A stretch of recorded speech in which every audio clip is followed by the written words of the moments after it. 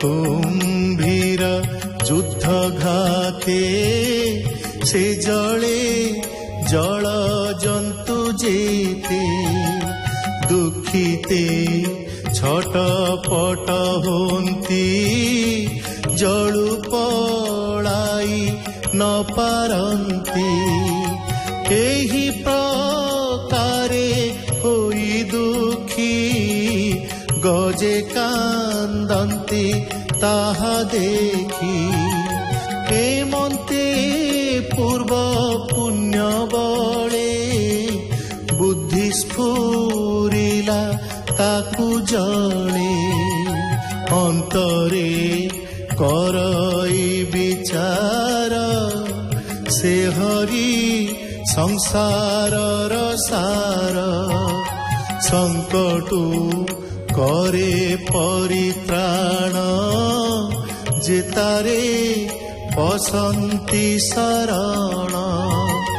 काल भुजंग ग्रास काले जे तांकु चिंते ध्यान बळे ताहाकु जे करे रक्षण तापादे पसी विसरण गज कुंभीर युद्ध बाणी आनंदे शुणंती जे प्राणी जन्म मरणे नाही भ्रांति हेले संकटू तरी जानती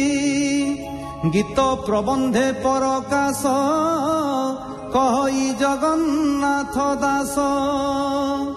इति श्रीमद् भागवते महापुराणे पारमहंस्यां संहितायां अष्टम स्कंधे गजेन्द्र पख्याने नाम द्वितीय अध्याय। शुक उवाच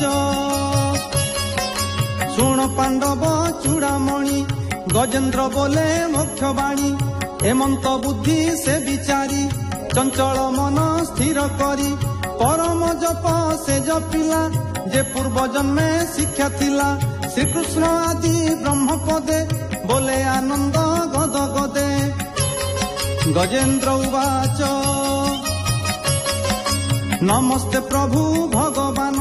अशेष ब्रह्मांड जीवन तोर महिमा चिदात्मक अनादि पुरुष विवेक जीवर आदि बीज तुही परमेश्वरे नमे मुहि नमस्ते नमस्ते अनंत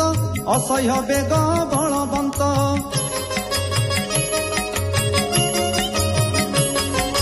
जार अटे शक्ति त्रय अखिल बुद्धि गुणमय प्रपन्न जन जे पालई दुरंत शक्ति जार देही कुत्सित इंद्री गणे जार मार्ग न करांति गोचर मुग्राह ग्रस्ते ग्रस्त होई आत्मा शरीर न जानई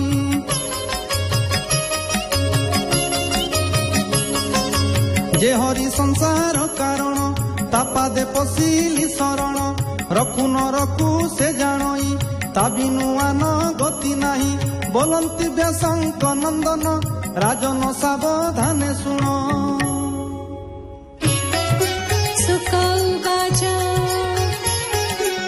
हेमंते गजराज स्तुति गोविंद पादे देई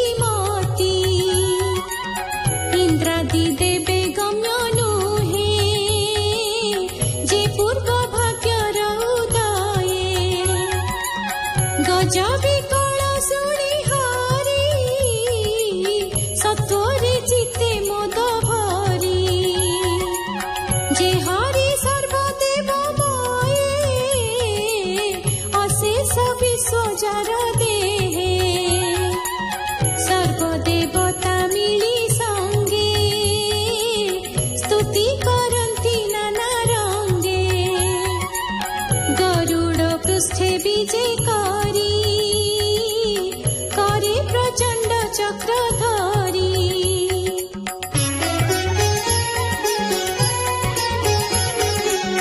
बेगे मिलिले गज पासे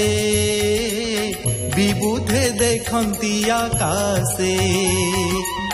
गजेन्द्र सरोवर जले ग्राहक शीत पाद मूले देखई गरुड़ पृष्ठर आकाशे बीजे चक्रधर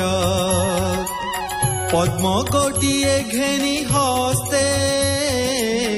ऊर्ध्वे चाहिला शून्य पथे बेगे नमिला शुंढ तोड़ी